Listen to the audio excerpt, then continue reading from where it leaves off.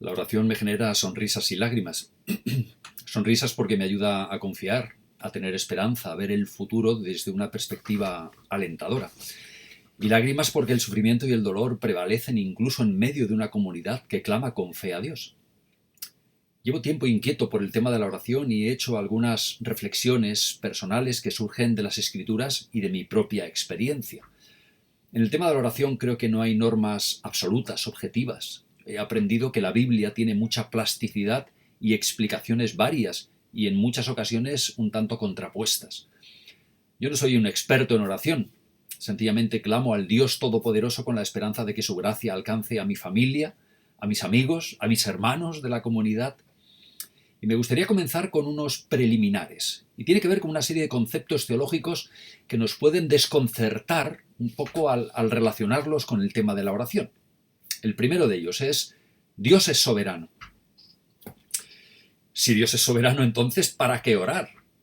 Si Dios es soberano, ¿acaso nuestras oraciones van a cambiar su voluntad? Si Dios es soberano, ¿para qué pedir por la salvación de nuestros conciudadanos, de nuestros familiares, de nuestros amigos, o por la salud de nuestra familia o de los hermanos de la comunidad?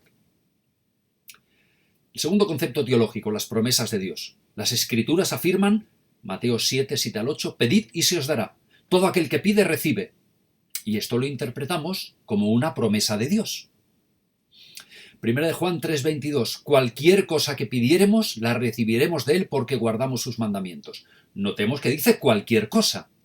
Y la clave está en guardar sus mandamientos, que según Juan se resumen en el amor a Dios y a los hermanos. Entonces, si amamos a Dios y a los hermanos, pues entonces podemos pedir cualquier cosa y entonces recibiremos de Dios lo que hemos pedido. Todo lo que pidiereis en oración, creyendo lo recibiréis, Mateo 21, 22. Si creemos, entonces todo es posible, parece decir este texto.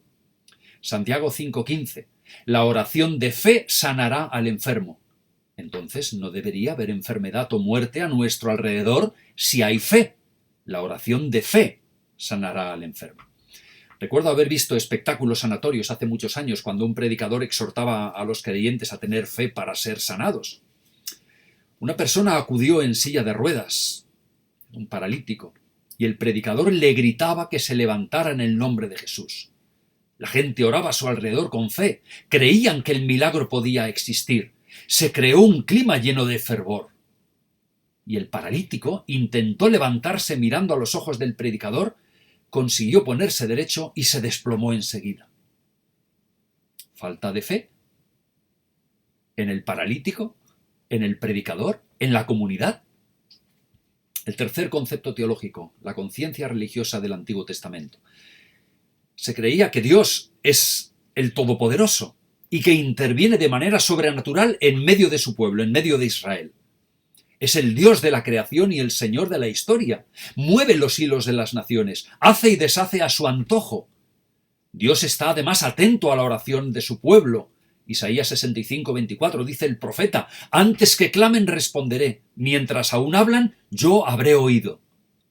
Deuteronomio capítulo 28, si hay obediencia, habrá bendición, y si hay desobediencia, pues habrá maldición. Y de este caldo de cultivo se ha alimentado la teología de la prosperidad. Así, cuando el creyente clama con fe, Dios escucha, responde, actúa y bendice. Pero es que también nuestra propia teología se ha alimentado de este concepto. Y yo me pregunto, ¿esto realmente es así? El cuarto concepto tiene que ver con el ministerio de Jesús, que está plagado de oración. Y sirva como botón de muestra Juan capítulo 6. Ahí Jesús ve a la multitud que tiene hambre y después de haber dado gracias, oración, alimentó a los 5.000. Juan capítulo 11, versos 41 al 43. Ahí Jesús está ante la tumba de su amigo Lázaro. Y nos dice el texto que, alzando los ojos a lo alto, dijo: Padre, gracias te doy por haberme oído. Yo sabía que siempre me oyes. Y después va y resucita a Lázaro. Siendo esto así, ¿cómo interpretar el silencio de Dios en tantas ocasiones de la vida? ¿No habéis tenido esa sensación que tantos creyentes hemos sentido en nuestro interior? Como si Dios estuviera callado a pesar de nuestro clamor. ¿Acaso no se ha comprometido Dios a responder a la oración de su pueblo? Lo acabamos de leer en algunos textos. ¿No es un padre que ama a sus hijos y quiere lo mejor para ellos y por lo tanto está atento a lo que le piden? Dios se nos revela como padre, como el papá, como Abba. ¿No tendría que evitar el sufrimiento de la gente ya que tiene el poder para hacerlo, tal como vemos en Jesús de Nazaret, que se pasó la vida haciendo el bien a los demás? Estos son los preliminares. Me gustaría pasar al segundo apartado dentro de este tema de la oración tan amplio, ¿no? Y es la realidad de la existencia. Y es que hemos de decir en primer lugar que la experiencia vital es cruda. Los primeros cristianos fueron perseguidos. Muchos de ellos perdieron la vida. Hebreos mismo dice que muchos creyentes anteriores fueron atormentados. Otros experimentaron vituperios y azotes, prisiones, cárceles. Vaya panorama, ¿no? Fueron apedreados, aserrados, muertos a filo de espada, pobres, angustiados, maltratados. Hebreos 11:35 en adelante. ¿Acaso estos no oraban con fe al Dios Todopoderoso? El teólogo Oscar Cullmann recuerda el impacto que creó la noticia de que en los últimos meses de la Primera Guerra Mundial un proyectil alemán cayó en una iglesia de París donde estaba reunida la comunidad para orar. Esto es dramático. ¿Dónde está Dios? En pleno siglo XXI, cristianos son asesinados por integristas islamistas, talibanes de la fe. ¿Dónde están las promesas de Dios para estos hermanos nuestros? Según datos del 2018, cada 5 horas una mujer es violada en España. ¿Y Dios? ¿Es que no le importa el sufrimiento? Cada año aparecen en España más de 228.000 nuevos casos de cáncer y en 2017 costó la vida a 109.425 personas. ¿Y dónde está Dios? ¿Cómo actúa en medio del sufrimiento y en relación a la oración? Accidentes de tráfico que ciegan la vida a seres queridos y destrozan familias. Mi padre perdió la vida en uno de ellos cuando yo tenía 6 años. Mi madre quedó viuda con 5 hijos, el mayor con 10 años y la pequeña con 20 meses, sin trabajo, con 5 hijos que alimentar y una hipoteca que pagar. Fue durísimo para ella. ¿Y por qué permitió Dios tanto dolor? ¿Qué decir de la violencia que sufren muchas mujeres en su propia casa? El hogar es un lugar de refugio, pero para esas mujeres se ha convertido en una especie de prisión de la que no pueden escapar. Y eso genera un trauma paralizante. ¿Y Dios dónde está? ¿Y la oración para qué sirve en medio de estas situaciones? Los creyentes no estamos exentos de padecer todo esto. Tenemos la misma probabilidad que cualquier otra persona de sufrir. Y nos preguntamos una y otra vez, ¿dónde está Dios? ¿Qué ha sido de su cuidado y de su protección cuando oramos? Pero es que luego vienen las explicaciones religiosas fáciles. Habréis oído a hermanos con buena voluntad que dicen: Dios tendrá algún propósito mejor, así que ten fe. Pero ¿qué propósito puede haber en el sufrimiento de mi familia, en la enfermedad, en el dolor, en la adversidad? Otra frase típica: no importan las dificultades de la vida, todo lo puedo en Cristo que me fortalece. Es verdad, eso lo dice la Biblia, lo dijo Pablo. ¿Cómo se puede recuperar un padre de la muerte de su hijo por accidente de coche? Todo lo puedo en Cristo que me fortalece. Sí, Dios nos fortalece. Pero ¿cómo se recupera uno de un trágico accidente? Otra frase: no has tenido suficiente fe y por eso el Señor no ha contestado a tus oraciones. Bueno, pues a mí esto me parece una falta de respeto, porque creemos en el Dios creador, en el que resucitó a Jesús de entre los muertos. ¿Cómo podemos decir que alguien no tiene suficiente fe en medio del dolor? La oración presupone fe. Clamamos a Dios para que actúe y creemos en Él. Otra frase: algún pecado no confesado está afectando tu experiencia vital. Confiésalo al Señor y verás cómo todo cambia. Bueno, dile esto a un hermano cuya hija está agonizando porque un suicida ha hecho explotar una bomba en las Ramblas de Barcelona. Otra frase: Dios quiere enseñarte algo nuevo. Las pruebas fortalecerán tu carácter. ¡Ánimo! Sí, ánimo. Luz Casal canta: y si las lágrimas vuelven, ellas te harán más fuerte. Cierto es que la persona se hace fuerte en medio del dolor, pero algunos podrían pensar: bueno, pues que Dios reparta un poco, ¿no? Porque todo me viene a mí. Otra frase: Dios tiene sus momentos que no siempre coinciden con los nuestros. Ten paciencia. Bueno, pero ¿cómo puedo tener paciencia cuando el cáncer me corroe por dentro y la vida se me escapa? No tengo tiempo de tener paciencia. Y esto no hace más que confirmarme que es muy fácil hablar y muy difícil comprender el dolor ajeno. Y lo que necesita nuestra sociedad y la comunidad cristiana es comprensión y solidaridad. Y muchas veces que guardemos silencio para no meter la pata. Quisiera hablaros de mi experiencia personal. En tercer lugar, en un momento complicado de mi vida tuve que buscar un empleo. Partía de cero. Lo encontré y después de 13 años y pico de esfuerzo la empresa donde trabajaba entró en concurso de acreedores. Previamente hicieron 2 EREs y vi que la cosa no tenía salida y tomé la decisión de buscar otra empresa porque ya me debían 8 nóminas y 6 pagas extra. Sí, habéis oído bien, casi un año de mi vida trabajando gratis. Entonces clamaba cada día en mi casa para que el Señor me diera un trabajo, para que me guiara y me diera una salida. Yo no quería limosna, no quería ayuda social, quería un trabajo para ganarme la vida y poder pagar mis facturas. Había sido jefe de ventas para España y Portugal en la empresa anterior y no era fácil comenzar en otro sitio, teniendo un buen salario, claro, empezando desde cero. Pero encontré un nuevo empleo con 52 años, después de clamar y clamar y clamar una y otra vez. Ahora no soy jefe de ventas, pero gano lo mismo que cuando lo era, con menos responsabilidad y creo firmemente que se debió a la providencia divina. Sin embargo, otras personas que conozco, creyentes también, no solo no han encontrado el trabajo que están pidiendo, sino que han perdido la esperanza de encontrarlo. Porque ellos sí y otros no. Yo no tengo respuesta para eso. Porque yo he clamado con fe, pero estos también han clamado con fe. Y a mí sí y a otros no. No lo entiendo. No tengo respuesta para eso. ¿Por qué en algunos casos Dios ha sanado de la enfermedad y en opinión de los médicos ha sido un milagro y sin embargo otras veces, a pesar de clamar con fe, la muerte ha tocado a la puerta de creyentes fieles y no ha habido solución? Yo no tengo respuesta para eso. Os conté el caso de un joven cristiano de otra iglesia con 24 años. Un simple resfriado hizo que una bacteria afectara a su corazón y dejara de funcionar. El deterioro fue galopante, los anticuerpos no reconocían su propio corazón y se lo iban comiendo literalmente, hasta que recibió un trasplante de manera urgente y se ha recuperado. Pero su vida se debe a que otra familia ha quedado destrozada por la muerte de un ser querido. La alegría de uno es la tragedia de otro. ¿Por qué en nuestro país gozamos de derechos y de libertad mientras que en otras latitudes la mujer sigue estando sometida a la voluntad del varón sin derechos? ¿Por qué cristianos fundamentalistas son capaces de armarse hasta los dientes para la guerra y destruir a otros seres humanos mientras claman a Dios que les bendiga en esta tarea llena de horror?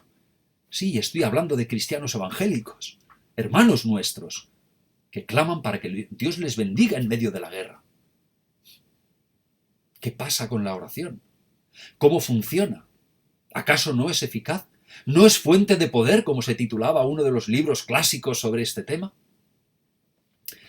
La oración genera muchas veces incomprensión, pero quizás la hemos entendido de forma incorrecta porque así nos la han explicado.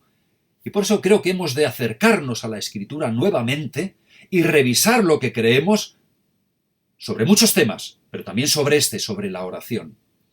Y vamos a trasladarnos ahora al Nuevo Testamento y a ver el tema de la oración en el Nuevo Testamento y nos vamos a centrar en Lucas y Hechos, como si fuera una obra en 2 tomos. Bueno, pues ahí se enseña sobre la necesidad de orar ante las decisiones importantes. La oración no es una varita mágica. Yo creo que es algo mucho más sencillo. Lucas capítulo 6, versos 12 al 16, Jesús se pasó la noche orando antes de escoger a sus discípulos. Los eligió y siguieron adelante con su vida.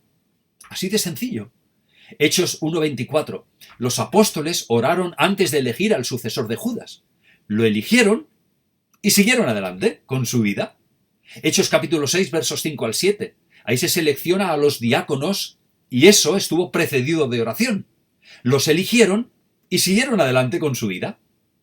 Hechos capítulo 13, verso 3. Pablo y Bernabé son enviados a predicar el evangelio a los gentiles y los dirigentes de la iglesia de Antioquía de Siria, oraron por ellos, los encomendaron al Señor y siguieron adelante con su vida. Hechos 14:23. Cuando fundaron iglesias y tenían que dejar a personas responsables al frente, dice el texto que oraron con ayunos. Eligieron a los ancianos de las iglesias y siguieron adelante. Insisto, lo que tenemos en estos textos es que la oración precede a las decisiones importantes de la comunidad. De manera que se ora y se sigue adelante en la confianza de que Dios guiará y bendecirá las decisiones tomadas, sin complicarse más la vida. Así que el patrón que observamos en Lucas Hechos es el siguiente. Hay una necesidad, se ora, se toma una decisión y se pasa a la acción. Necesidad, oración, decisión y acción. Necesidad, oración, decisión, acción. El Evangelio, Lucas 22, 40 al 40 y 46, nos enseña: orad para que no entréis en tentación. Esto es importante porque el espíritu, como dice otro texto del Evangelio, está dispuesto, pero la carne es débil. Es decir, hay como una especie de dicotomía dentro de cada uno de nosotros. Entonces, si tenemos la mente ocupada en la oración, no estará disponible para otras cosas, porque el cerebro es un procesador en serie, no procesa en paralelo, es decir, no puede hacer dos cosas a la vez de manera concentrada, solamente se puede concentrar en una cosa, aunque seas mujer, lo siento, siempre y cuando se trate de tareas no automáticas. Las tareas automáticas sí podemos hacer varias a la vez, pero en aquello que requiere concentración, el cerebro anula otras vías de información para centrarse en lo que se está haciendo en ese momento. Por eso Jesús sugiere que oremos para no entrar en tentación, que nos centremos en la oración para evitar otras distracciones a nuestro alrededor. Hechos capítulo 10 describe el encuentro entre Pedro y el centurión Cornelio, y previamente a ese encuentro hubo oración por parte de Pedro y por parte de Cornelio. Este texto nos muestra que la oración hace posible un lugar de encuentro para superar los prejuicios, y Pedro desde la humildad tiene que aprender que Dios no hace acepción de personas y que también le importan los que no son judíos. Lucas 18:1 nos habla de la necesidad de orar siempre y de no desmayar, y cuenta la historia de la viuda y el juez. Y esto tiene que ver con la búsqueda de un acto de justicia. Y es que la oración y la justicia son asuntos que requieren insistencia y perseverancia. Leonardo Boff dice que no es posible encontrarse con Dios si no media el amor y la justicia. Voy a repetir porque esta frase es tremenda. No es posible el encuentro con Dios si no media el amor y la justicia. Cuando oramos, centremos nuestras palabras en aquello que es justo, en aquello que promueve el amor hacia el prójimo, en aquello que beneficia a los demás para suplir sus necesidades más básicas. Entonces ahí es posible el encuentro con Dios. Hechos 1:14. Todos perseveraban unánimes en oración y ruego, nos dice el texto. Y después tiene lugar la experiencia del Espíritu en Pentecostés y comparten el Evangelio en distintas lenguas. Esto es tremendo. Oran y Dios se manifiesta de una forma espectacular. Claman al Señor y hay un cambio radical en el pueblo. Lucas capítulo 10, verso 2, insta a los discípulos a rogar para que el Señor envíe obreros a su mies. Y es que el reino de los cielos no podía detenerse. El tema era urgente porque el reino de Dios tenía que desarrollarse, ya que el rey había venido a visitar a su pueblo. En la medida en que el pueblo de Dios ora, se hace consciente de la necesidad que hay a su alrededor. Lucas 11:1 nos presenta a Jesús orando, y uno de los discípulos le dice: Señor, enséñanos a orar. Y entonces enseña la oración por excelencia, el Padre Nuestro. Y después del Padre Nuestro, en los versos 5 al 8, nos cuenta el ejemplo de una persona que va a ver a su amigo a medianoche para pedirle pan. Y este se lo da no tanto por ser amigos, sino por su importunidad para que le dejen paz y entonces poder volver a conciliar el sueño. Y justo después, en los versos 9 al 13, nos habla de la eficacia de la oración. Pedid y se os dará. Lo que este texto nos enseña es que la oración es un asunto entre amigos, por lo que no importa ser inoportuno. Lo importante es la confianza que tengo con el amigo para presentarme a cualquier hora, aunque sea intempestiva, y pedirle lo que necesito. Así es con Dios, así funciona la oración. El apóstol Pablo insiste también en la oración y exhorta de forma reiterada: orad sin cesar. 1 Tesalonicenses 5:17. Se trata de integrar la oración en nuestra forma de vivir, ya sean oraciones intensas o oraciones fugaces, da igual. Romanos 12:12 solicita que seamos constantes en la oración. Pero ¿por qué hemos de ser constantes? ¿Qué tiene la oración tan importante que se requiere constancia? ¿Pedir por algo una vez? ¿O 5 veces? ¿O 50? ¿Cómo funciona todo esto? Efesios 6:18. Orando en todo tiempo con toda oración y súplica en el Espíritu, y velando en ello con toda perseverancia y súplica por todos los santos. Aquí a Pablo es como si se le agolparan las palabras para expresar insistencia en la oración. Filipenses 4:6. Sean conocidas vuestras peticiones en toda oración y ruego. La Iglesia entendió la necesidad de perseverar en la oración. Se trataba de la experiencia de dependencia respecto a Dios. El ser humano ha tratado de ser autónomo e independiente siempre. Ha intentado vivir sin Dios. Y lo que la oración nos enseña es a depositar nuestra confianza en el Creador, reconociendo nuestra insuficiencia. Eso es la oración. Otros textos. En la tercera carta de Juan, verso 2, ahí Juan pide por la salud de Gayo, la física y la espiritual, según nos traduce la Biblia de Jerusalén. Primera carta de Juan, capítulo 5, verso 14, dice, Él nos oye si pedimos conforme a su voluntad. Se trata de pedir con responsabilidad, en coherencia con el carácter de Dios. Claro, aquí tendríamos que preguntarnos, bueno, ¿y qué es la voluntad de Dios? Si nos dice el texto que nos oye si pedimos conforme a su voluntad, bueno, pues ¿qué es la voluntad de Dios? La respuesta no es sencilla, pero quizás tampoco sea complicada. Todo aquello que tiene que ver con la justicia, con la paz, con la libertad, con la reconciliación, con el amor, con el servicio a los demás, eso es voluntad de Dios. Pues pidamos por ahí en esa línea, ¿no? Y Él nos oye. Santiago también nos recuerda que el creyente a veces pide para sus deleites.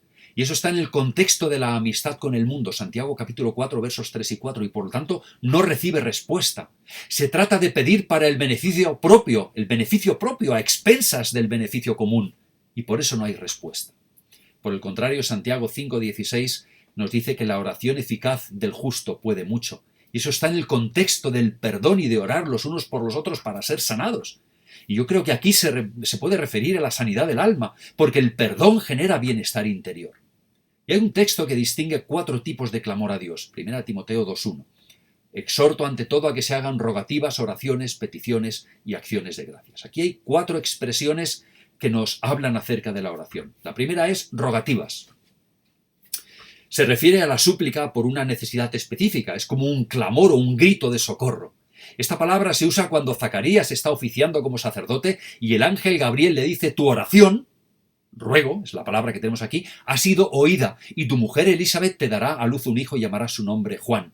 Lucas 1:13. La versión griega del Antiguo Testamento traduce con este término el hebreo cuando dice que los oídos de Dios están atentos al clamor de los justos, Salmo 34:15, es decir, a los gritos de socorro de los justos. La segunda palabra que tenemos aquí en este texto es oraciones. Es la palabra habitual para dirigirse a Dios y engloba todo tipo de situaciones que expresan dependencia del Dios que escucha. La tercera palabra que tenemos es peticiones. Solamente aparece 2 veces en el Nuevo Testamento y tiene el sentido de intercesión, es decir, rogar por otras personas. Pero esta palabra es un término técnico para hablar de un súbdito que se presenta ante el rey para interceder por los demás, por terceras personas. Bueno, pues así es con la oración. Nos presentamos ante el rey para pedir por otros. Y la cuarta palabra que aparece en este texto es acciones de gracias, que nos lleva a pensar en las virtudes que Dios tiene y que vemos también reflejadas en otros hermanos y hermanas, y por eso damos gracias al Creador. Y por último, el Padre Nuestro. Es la oración modelo y está en el corazón del Sermón del Monte, donde Jesús presenta el proyecto del reino de los cielos para sus seguidores. Y el texto, en el Mateo capítulo 6, nos habla de la piedad judía, que estaba fundamentada en 3 pilares fundamentales: limosna, versos 1 al 4, oración, versos 5 al 15, ayuno, versos 16 al 18. Limosna, oración y ayuno. Los 3 pilares de la piedad judía. Bueno, pues en los 3 casos, el objetivo del texto es mostrar la actitud correcta. Y reitera, no como los hipócritas, 4 veces, versículos 2, 5, 7 y 16. Ni para ser vistos, ni por palabrería. En la comunidad de seguidores de Jesús, esto no cabe. Porque no se piensa en uno mismo, sino en los demás. No se busca la propia gloria, sino la gloria de Dios. Y en 5 versos, en la oración, aparece la palabra nuestro o nosotros un total de 9 veces. Con el pan y la tentación, la palabra nuestro aparece 2 veces con cada una, versos 11 y 13. Pero cuando habla del perdón, la palabra nuestro o nosotros, en un solo versículo, esa palabra nosotros o nuestro aparece 4 veces. Y es que cuando algo se repite es porque es importante. El énfasis de la oración en la vida comunitaria está en el perdón. 4 veces, insisto, la palabra nuestro en un solo versículo. Y eso es la experiencia fraternal, ya que todos tenemos un Padre común. Y es que en familia, el perdón es la base de la relación. Para finalizar, he querido plantearos algunas cuestiones, algunas difíciles de resolver, pero creo que ha quedado claro que aunque no entendamos del todo cómo funciona la oración, el Nuevo Testamento nos exhorta a perseverar en ella confiadamente. El Padre Nuestro está en el centro del Sermón del Monte, de manera que para vivir el programa de Jesús, el que planteó a sus discípulos, es indispensable la oración comunitaria. Hermanos y hermanas, solo así el reino de Dios se hará visible en la Iglesia. Hoy he sembrado algunas dudas respecto al tema de la oración y hemos leído muchos textos que nos orientan a orar sin cesar. El próximo día intentaré dar respuesta a los interrogantes planteados en el día de hoy, haciendo algunas reflexiones personales que nos permitan vislumbrar la utilidad de la oración. Mientras tanto, no dejemos de orar si queremos seguir las pisadas de Jesús, construir comunidad y hacer visible el reino de Dios en medio de nosotros. Que Él os bendiga.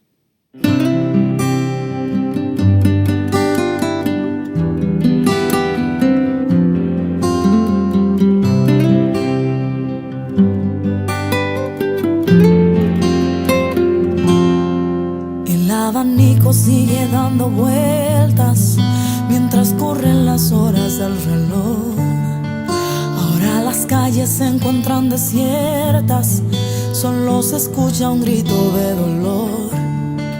Y mientras tanto en una habitación ya moribunda y llena de dolor, en su lecho aún quiere vivir y sus padres no saben qué decir.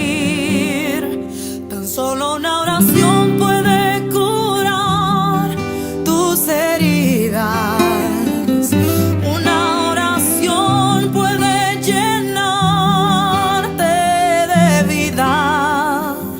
Una oración abre las puertas de los cielos. Una oración puede curar al enfermo. Solo una oración.